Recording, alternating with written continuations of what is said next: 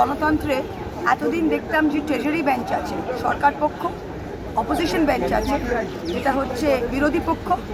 আজকে প্রথম দেখা গেল ভারতের গণতন্ত্রে পার্লামেন্টের ভেতরে একটা তৃতীয় ক্যাটাগরি অফ বেঞ্চ তৈরি হয়েছে, গাদ্দার বেঞ্চ, ট্রেটার বেঞ্চ।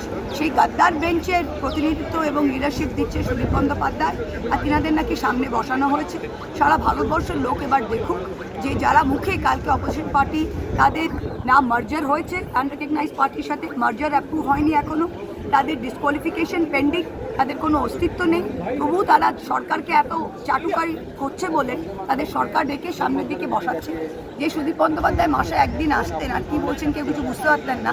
আশা করি তিনি আমাদের তো অত ভালো করে প্রতিনিধিত্ব দিতে পারেননি, আশা করি তিনি গদ্দার বেঞ্চের প্রতিনিধিত্ব খুব ভালো করে দেবেন। অভিষেককে সরিয়ে দেওয়া কি পলিটিক্যালি মোটিভেটেড ডিসিশন? আপনার কি মনে হচ্ছে? আপনার কি মনে হচ্ছে? এটা অবভিয়াসলি পলিটিক্যালি। আজকে যদি ও ডিল করতো আর বিজেপির সাথে মিক্স করে যেত, তখন তো আমাদেরও সেখানটায় থাকতো। যেই ডিলিপি বিজেপির সাথে ডিল করবে, যেই এনডিএকে সাপোর্ট করবে, তাদের তো ওরা বলে বসে।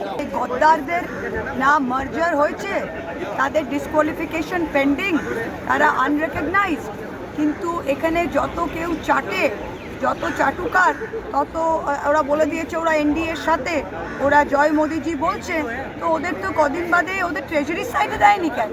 ও তো মোদির যারা মন্ত্রী বসেন তার পোষে বসানোর উচিত।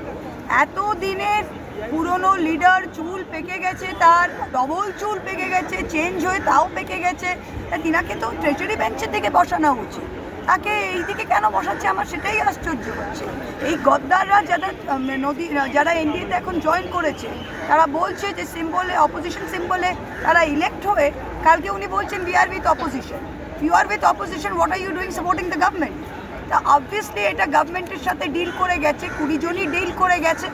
আর এই ডিলের হচ্ছে যে তাদের এই যে করা হবে, প্রথমে বসুক।